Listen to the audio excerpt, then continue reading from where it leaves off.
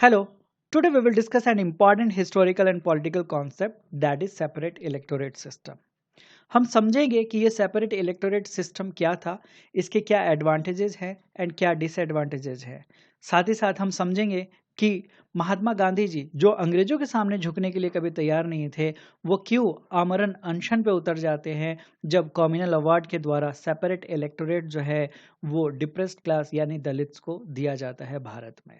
तो चलिए स्टार्ट करते हैं आज का वीडियो। मान लेते हैं कि ये किसी देश की पॉपुलेशन है और उस देश में रेड कलर में जितने भी टी शर्ट वाले लोग हैं वो किसी एक पर्टिकुलर रिलीजन को या कास्ट को रिप्रेजेंट कर रहे हैं एंड उस देश में सेपरेट इलेक्टोरेट जो है मिला हुआ है रेड टी शर्ट में जितने लोग हैं उनको, यानी वो एक पर्टिकुलर रिलीजन हो सकता है या कास्ट हो सकता है या कुछ भी हो सकता है। ठीक है, उसी तरीके से ग्रीन टी शर्ट में जो लोग हैं वो एक पर्टिकुलर रिलीजन को बिलोंग करते हैं, वो पर्टिकुलर किसी कम्युनिटी को बिलोंग करते हैं या किसी पर्टिकुलर कास्ट को बिलोंग करते हैं। रेड जो रिलीजन है या रेड जो कास्ट है एंड ग्रीन जो रिलीजन है, ग्रीन जो कास्ट है, उनको सेपरेट इलेक्टोरेट मिला हुआ है अलग अलग। ठीक है, तो during the time of election क्या होगा कि ग्रीन जो रिलीजन है उसमें से कुछ लोग जो हैं वो आगे बढ़ेंगे, इलेक्शन लड़ने के लिए आएंगे और ये जो नेता हैं इनको वोट कौन डाल के जितवाएगा? सिर्फ वो लोग जो लोग ग्रीन रिलीजन को या ग्रीन कम्युनिटी को या ग्रीन कास्ट को बिलोंग करते हैं। ठीक है, उसी तरीके से रेड रिलीजन से जो लीडर खड़ा होगा उसको वोट कौन देगा? सिर्फ वही लोग जो लोग रेड रिलीजन को बिलोंग करते हैं। ओके, अगर ग्रीन रिलीजन के लीडर को इलेक्ट किया जा रहा है वहां पे रेड वाले जो है बिल्कुल भी वोट नहीं दे सकते हैं। They are not going to play any role in that situation अगर सेपरेट इलेक्टोरेट मिला हुआ है दोनों को तो। ठीक, सो इलेक्शन आएगा तो क्या होगा? ग्रीन रिलीजन के जो लोग हैं वो उनके बीच से ही जो खड़ा हुआ है कैंडिडेट सिर्फ उसको वोट देंगे। उसी तरीके से रेड रिलीजन से जो लोग खड़े हुए हैं उनको कौन वोट देगा? वही लोग वोट देंगे जो लोग रेड रिलीजन में फॉल होते हैं या रेड कास्ट में फॉल होते हैं। ठीक है, तो यही था कॉन्सेप्ट सेपरेट इलेक्टोरेट का। अब इसको हम थोड़ा सा थ्योरी में देखते हैं एंड इसके एडवांटेजेस एंड डिसएडवांटेजेस देखते हैं।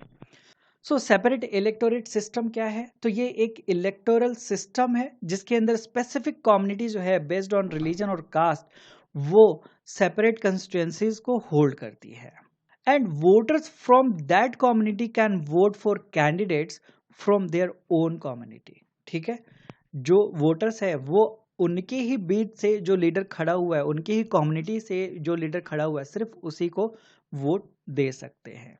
एग्जाम्पल के रूप में हम लेते हैं वो चीज जो इंडियन काउंसिल एक्ट 1909 के तहत लाई गई थी।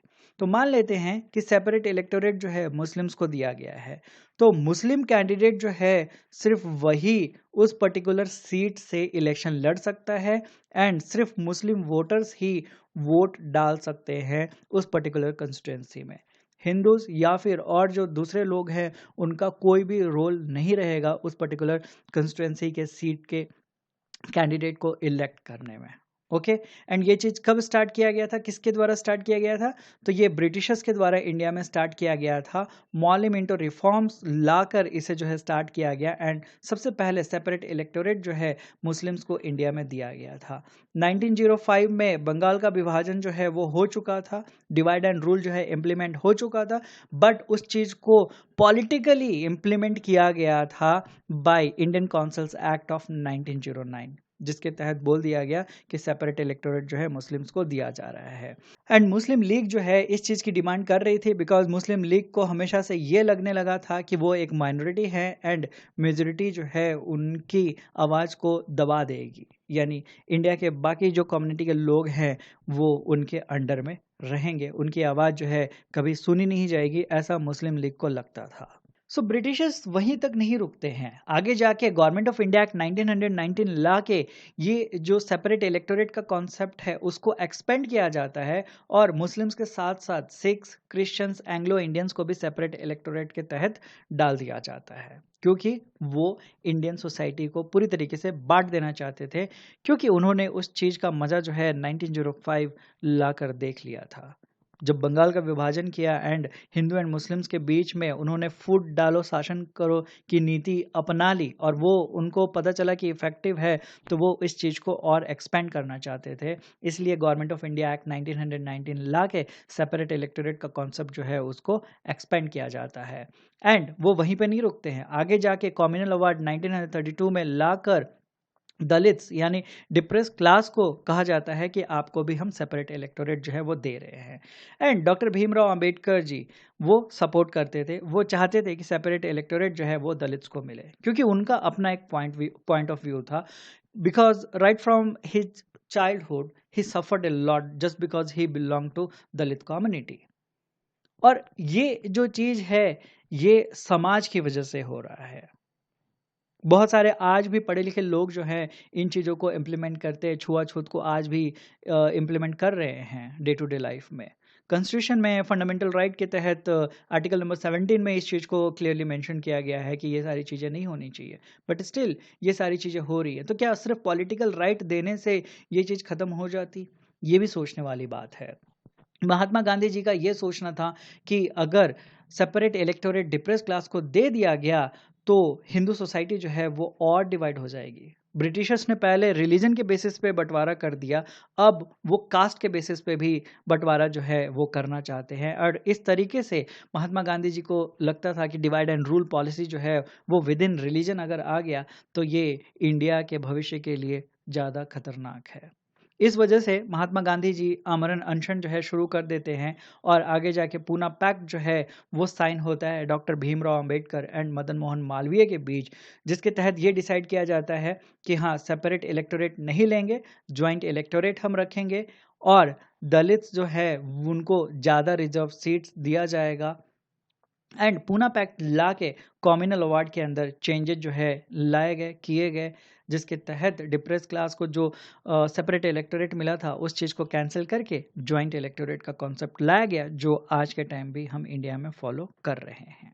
सो अब हम एडवांटेजेस एंड डिसएडवांटेजेस देखेंगे सेपरेट इलेक्टोरेट का। सो एडवांटेज की अगर हम बात करें तो प्रोटेक्शन जो है माइनॉरिटीज़ को मिलता है, उनकी वॉइस को एक स्ट्रेंथ जो है वो मिलता है, ट्रू रिप्रेजेंटेशन जो है वो मिलता है। ठीक।